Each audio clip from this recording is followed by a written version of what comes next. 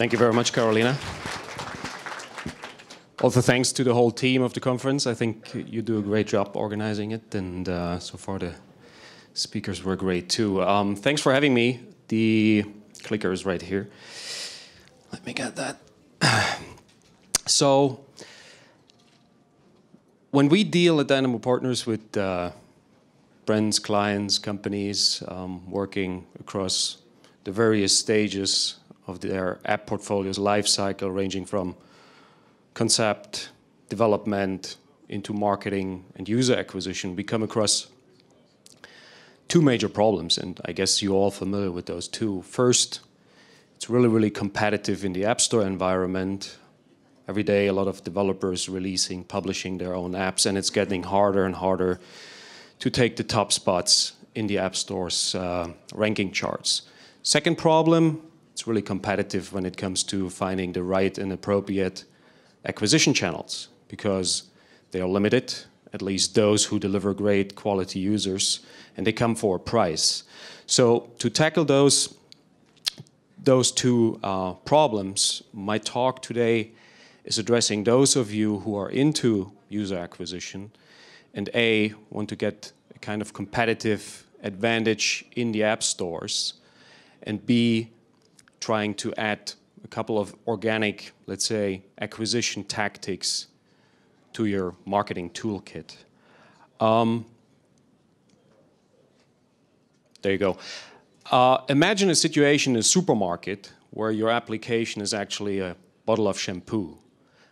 SEO, ASO, and CRO are in a way positioned to make a customer entering the supermarket realizing that he's looking for shampoo, but he's facing a lot of choice of other products, a variety of other things in the supermarket. So we could say the supermarket is a kind of the internet with a lot of choice and variety, right? After a while, he might find the right row where the shelf with the shampoos is actually positioned at. This is what we're going to talk about a little bit. And later on, when he's facing the shelf and looking at it, like we do right now, best case possible, your product, your application, your bottle of shampoo is positioned in a way that he finds it most attractive, right on its eye level. He takes it and put it in the shopping basket. That's the thing we're kind of visualizing throughout the next couple slides. Let me ask, who of you is applying traditional, let's say, more online SEO tactics for app marketing? Few hands here. Who has heard or worked with App Store optimization to make sure that your app is positioned well, found in the stores? A couple more. And who's taking care of things around making traffic convert in the best way possible, or has heard or educated himself about conversion rate? Also a few folks of you. So that's great. It gives us a base for discussions later on. But also I wanted to highlight all those three things individually most likely take 1-2 days of, going through all the details, a workshop or seminar type of things. My slides are actually targeting you in a way to inspire, to think a little bit more about it or consider it as part of your marketing toolkit, show a couple of examples and highlight a few things I come across in the last couple months and years to just give you, a little insight into what's that all about. Let's get started. I guess you're most likely familiar with the app acquisition funnel, starting from the top, when you put out a couple of banners, some good display ads, text ads, whatnot, to raise awareness for your application. Make sure that people come across your message. Hopefully this message is engaging, informative, raises interest, and bring people to the App Store where they find themselves in an environment which gives them a little bit more insight, information about what your app or game is all about. Later on, hopefully they press this big button, download and install your app, convert, open the app for the first time, and best case possible later on many more times so you can make money out of them. In my definition, SEO is rather, or can be found rather on top of the funnel, where it helps to, as I said before, apply a few online tactics to drive more traffic to your App Store page. ASO is around tweaking, optimizing this App Store environment, the metadata of your app or game, to make then later people convert and install the app. And CRO is more of a concept or a process going through all the stages of the funnel. It's a bit hard to see. Down here it's retention. Going through all the stages of the funnel in order to make it very, really easy and a seamless experience for the user at the end of the day to find your app or game out there and at the end happily using it. So yeah, let's get started. SEO in a way is all about putting your app out there in a way of utilizing websites. I call it your app's websites. And usually people recognizing this as the Google Play page of yours or the Apple App Store page you have placed successfully in iTunes Connect. But there's more stuff, right? You can have a dedicated, obviously, website for your app, promoting it there.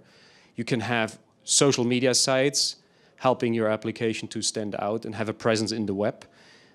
You can have certain review sites when bloggers or journalists are reviewing your app or game, which are helpful to put your app in the right presence on the web. Plus, the content of your application can be, let's say, freed or opened up to the search engines to make your content found and at the same time have a presence through this content on the regular web. SEO usually works really basic concept in a way that you have a lot of websites positioned in the best way possible and also make them appear relevant for users, aka also the search engines, to have a good quality page rank factor of those sites. So, simple example, you type in or you run a search query for your app's name or a specific problem your application might solve. In a perfect scenario, the first 10 search results are your Google page, your Google Play page, your website, your Apple App Store page, your Facebook profile, your Twitter profile, your Tumblr profile, and at the end maybe 2 more sites of bloggers or reviewers who are promoting your app at a certain time. So this is what SEO basically can help you with, setting up the right sites and then cross-linking them in between to drive the quality of those sites, make it relevant for the user, and make it relevant for the search engines at the same time. You can have third-party sites linking to your own site portfolio, which is helpful also to send out a signal that they have a relevance. And obviously, what I mentioned before, open up your application, the content, and make it crawlable, indexed by the search engines, so you shoot up more presence to the web.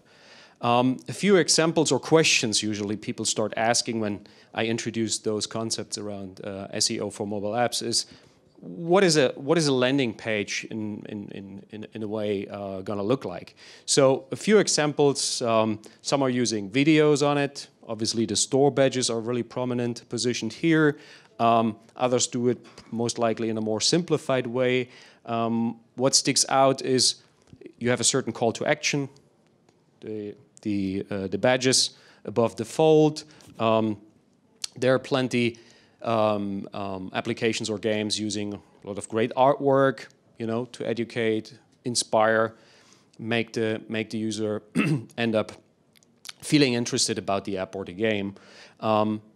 There's one developer presenting later. Dennis is doing a great job with setting up great app landing pages for his own portfolio, using, for example, the icon, etc., etc.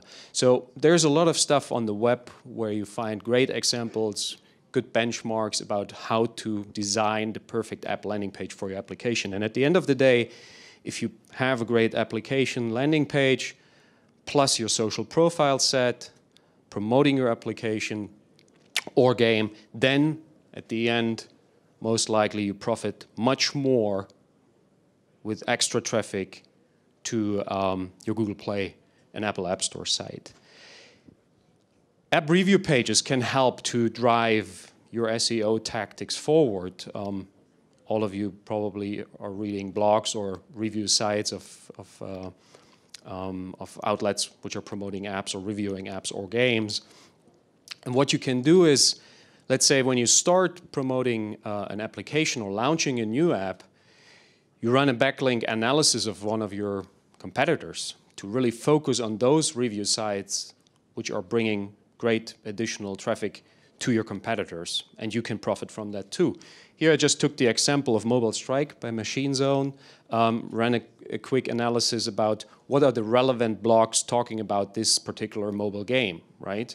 And if you feel that there are a couple of sites, blogs out there which are bringing really, really great traffic to your competitors' App Store pages in Google Play or Apple App Store, then you might apply the same tactics here, reaching out to them, introducing yourself, getting additional ad space perhaps on such pages. This is really, really helpful and just shows the way SEO tactics in a wider sense can help also to enhance your mobile marketing portfolio. At the end, you end up with a review, a backlink to your page where Google Play as well as Apple most likely take an information out that they say, hey, there's so many sites about writing about this application, there might be some value in it. So themselves in their internal App Store rankings will promote you up higher. And this is one of the most interesting pieces in SEO for apps is app indexing or deep linking. We've applied it since, or we are applying it since most likely 1.5 years at client sites. And what it basically does, to give you an example, you have an application, a sports app. Let's take a sports app with all the news about Dynamo Moscow. I had to choose this name. The app displays information about the players, the games, some stats, whatnot. App indexing helps you to tell Google that this information and content within your sports app is really something people usually would find also on the web because it's identical. And Google recognizes it in a way that whenever someone is searching on Google search engine or any other search engine, obviously, for specific information about Dynamo Moscow, either he ends up with the promotion, install the app, goes to the App Store, installs your app, and opens the app with the relevant content page right on. Or if he has the app installed already, he gets the search result, he clicks open, he ends up opening your application with that dedicated content page. This is really, really strong, not only to drive extra installs, but also to re-engage and retain your users. If you haven't looked it up, get yourself a good idea and information about app indexing and deep linking. It really, really, really is a strong thing to promote your app with some SEO tactics around it. App Store optimization. In some of the cases, I still see companies failing with the basic, simple thing of putting the right name in the store. It's really the truth. But ASO at the end makes sure that you can be found in the App Store and, best case possible, you rank higher than your competitor when some users are searching for a dedicated app or are trying to discover apps surfing through the categories or the lists in the stores. People are really interested in what you actually can change and improve and optimize in the App Store.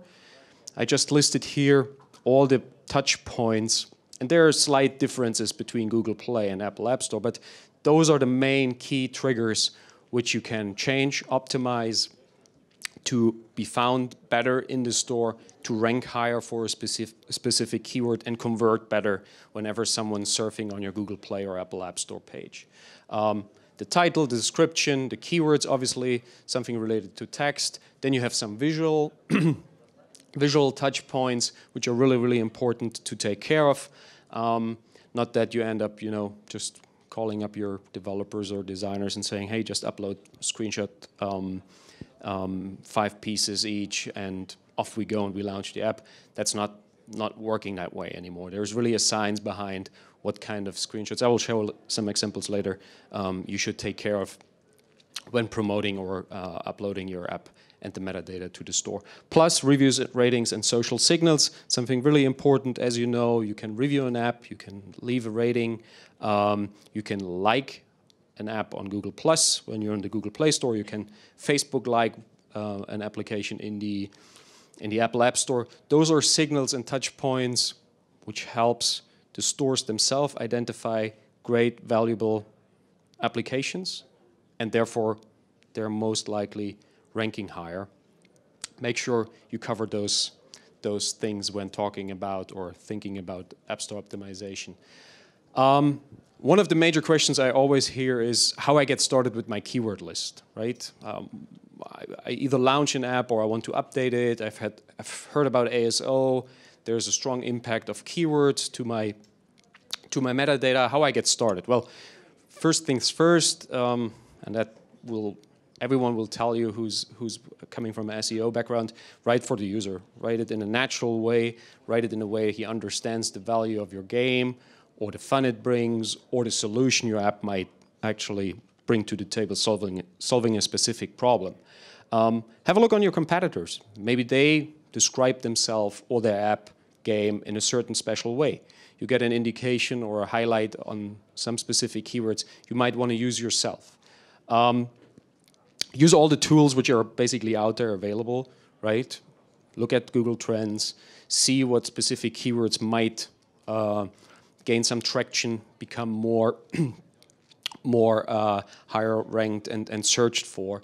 And don't fall short on looking at your own traffic. If you have already a website or Facebook page, make sure you analyze it in a way that you see what search queries, what keywords are bringing actually traffic already to your website.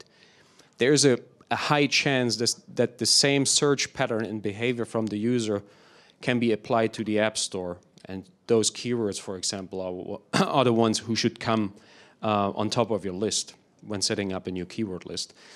Talking about ASO tools, there's a plentitude of various analytic tools about ASO, ranging from free to very expensive to really sophisticated to really low-level basic stuff.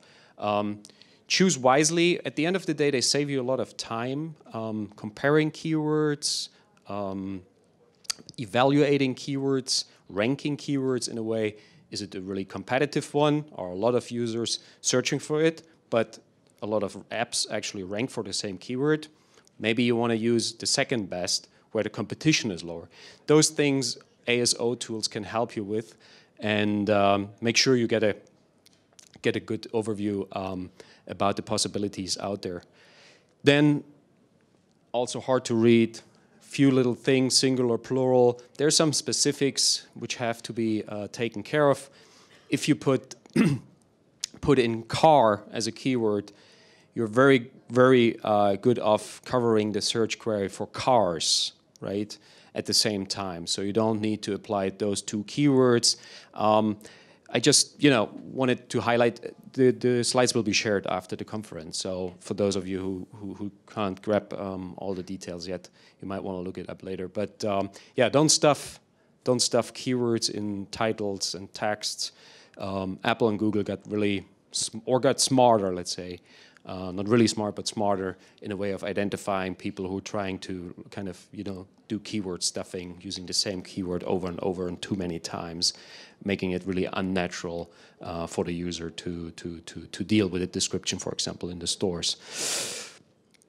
And another very, very current thing happening, obviously when you have the opportunity to optimize your metadata, there are people trying to cheat their way into the stores, right? And this is called Black Hat ASO, something I would not recommend, but at least be aware of, because maybe your competitor is using some tactics against you, or is using it for himself, where you end up wondering why they're outperforming us. They're basically doing the same thing. They're spending the same money.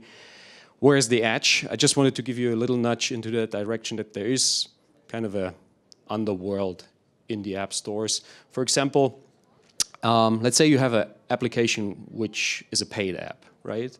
And you put it in the store on the first day, you charge $500 for it, you call 10 friends or even 100 friends to make them buy this one app for $500 each. Let's say 10 friends, 500, you end up with $5,000 revenue on that particular day. The way the stores work, such revenue in most of the countries will get you quite a high position in the top selling charts. What happens?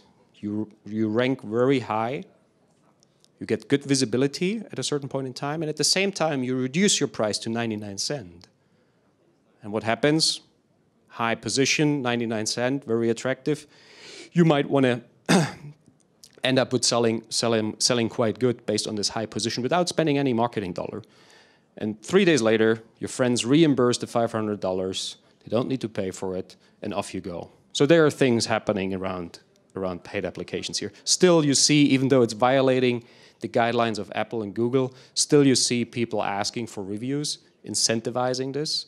As I said before, it's good to have good reviews and a lot of reviews, but make sure you're using the right tactics, because if Apple or Google catches you, you might want to end being suspended or or face a penalty for applying such tactics. You can buy reviews, you know, a few examples of a very poor job the service provider was doing. Rather don't touch that. It can be detected by the stores themselves, and again, suspension penalty might apply. The latest I came across, if you have an iPhone and open your iPhone, the store, you find suggested searches. There are services out of Asia mainly. I don't want to blame someone, but most of them I came across are from China, who are offering the service to shoot a lot of search queries for one particular keyword you pay for, and then after a while you appear in that suggested search list, and if it's your name, then people are really curious because a lot of people using this suggested search, they tap on it and you gain additional traffic to your page from. So those are the things happening out there. Here's an example which is really, really off the chart, pure evil. Someone's recognizing something special here. That picture. Well, this company application, I haven't tried it yet, but has quite some good reviews, and a lot of them was using Clash of Clans in the APK file's name.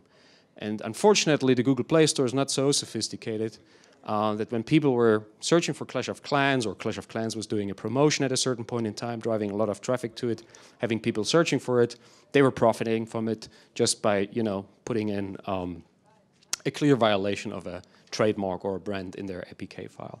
So that's ASO, right? The second field you can play with when promoting your application in a way. And then I've mentioned the last one, CRO, conversion rate optimization, as a process where you basically recognize the funnel, and Elena was showing also the funnels and the conversion rates within. You recognize the funnel, each stage of it, and you want to make sure that you have a very, very seamless, smooth experience for the user going through this funnel, starting from the ad into the store, into the app's experience at the end of the day.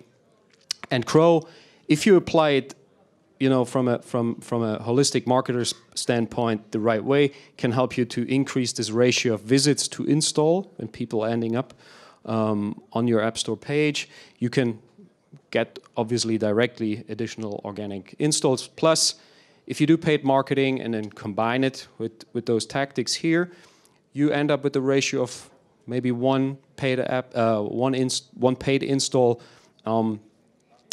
adding another organic install on top of it. Let's say you pay $1 per install out there in some of the networks. You end up with 2 downloads for $1. That's a great CPI of 50 cents, right? And as I said, it's much more detailed. That's a really simplified model here of a funnel for a specific app. 2 things when it comes to CRO. Make sure you visualize this funnel and have it really, really transparent for yourself.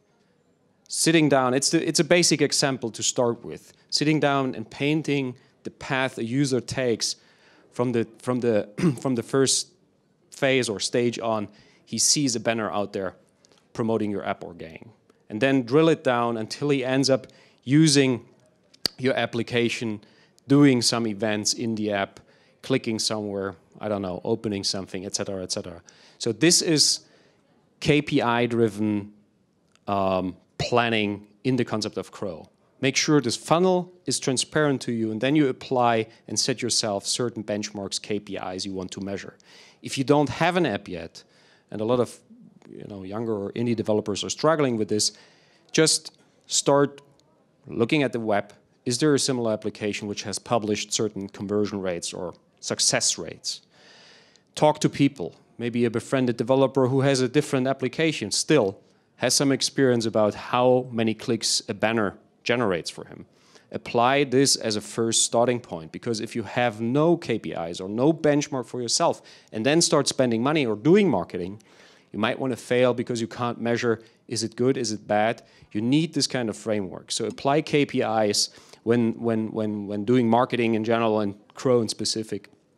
Plus, also hard to see, there's a plenitude of tools out there, and a couple of vendors and service providers will talk later today. Make sure you get familiar with A/B testing, multivariant testing when designing your banners. This is top of the funnel. Going through attribution, recognizing what network actually brings you the right quality of users, etc., etc. Down to the App Store analytics, which is behind the sofa, as well as the in-app analytics. So make sure KPIs and analytics are something either you hire people for, you educate yourself, but make sure you don't fall short on measuring a lot of things, improving it and moving forward. And who's doing really, really good things in terms of conversion rate optimization are, again, the folks of Machine Zone, animated GIFs, right? This is the latest crave for every mobile app marketer. Instead of putting out static banners or app install banners, now people are starting to use on Twitter, on Tumblr, on Facebook, animated GIFs, just to engage people more, stand out of the competition, and improve, hopefully, the click-through and conversion rate for it. Someone like Supercell, just by, they do a great job in handling the community, but from a conversion rate optimization perspective, they do little things, they look little, like putting in on their Facebook fan page a small link promoting the App Store page. At the end of the day, they end up at 1 point, you can't see the number, but this small link there, and you can analyze this easily with the tools, has gotten them 1.3 million links to the App Store, just by adding it and making sure they covered all bases in terms of promoting the app. I've mentioned screenshots before, right? This is an example for Angry Birds 2 by Rovio, where they started off on the top left with testing out a screenshot version, just showing some scenes from the games. And the second version was the same scene, but added a little fuzzy, funny bird on top of it. Obviously, this one was performing better, so they moved on to the next one, and then now it gets really sophisticated because they were saying, let's take this motive, this format here, which obviously worked better than that one, but let's test the portray and the landscape view of the screenshot in the store. And they found out that actually the portray view worked much, much better and brought more and better results, mainly due to the fact that users or potential users of Angry Bird 2 are people who have never played mobile games before. So for them, it was much more accustomed to look and search in the App Store and use the App Store in a portray view compared to the gamers who were most likely much closer to a landscape view. So those are the things, when you take care of CRO, will end up with great results if you really pay attention to the details. And later on, Andy will talk, there he is, he's from SoundCloud. He will talk about how you do conversion rate optimization really from localizing the banner, into localizing the App Store page, the metadata, but also take really good care of localizing your application. It's hard to see, I don't know if he will show the slide later on, but what helped them, and I think this is from end of last year, the slide in Russia is to take care of this funnel and improve the growth rate by almost 400%. So really astonishing results you can gain when taking care of all those things. How you get started? Pretty easy and quick wrap up. Remember the funnel, put the user first, make it really transparent, and avoid having him leaving this funnel at all times. So each stage is really, really key to keep them going through and find themselves in a really, really smooth and seamless, I'm repeating myself obviously here, but really smooth and seamless funnel down to the installation and the usage of your application. Make them stay and avoid churn at all times. Analyze and measure your status quo. I've said that also before. Set yourself benchmarks, set yourself your own KPIs, measure against them, compare, improve, and move forward. There are plenty of tools who are helping you, but tools are only one side of the medal. Get yourself educated, plus get your team educated. It's really, really important these days that you face this hard competition in the stores, plus the competition on the paid user acquisition side, that you only survive if you're smartening up and educate yourself on a constant level. What has worked 1 year, 2 years before is not going to work anymore. Yeah, and remember the shelf, right? SEO, entering the supermarket, and figuring out that the traffic of the customers are ending up in the right row aisle where the shelf with the shampoo bottles are. SEO, facing the shelf, making sure your bottle, your app stands right on eye level, nicely positioned, looking great and compelling. And CRO, that's the whole approach. So the user at the end of the day ends up taking your app, taking the shampoo, and put it in the basket. Goes out, shops, you get the money, and that's about it. Thank you very much. Thank you, Stefan.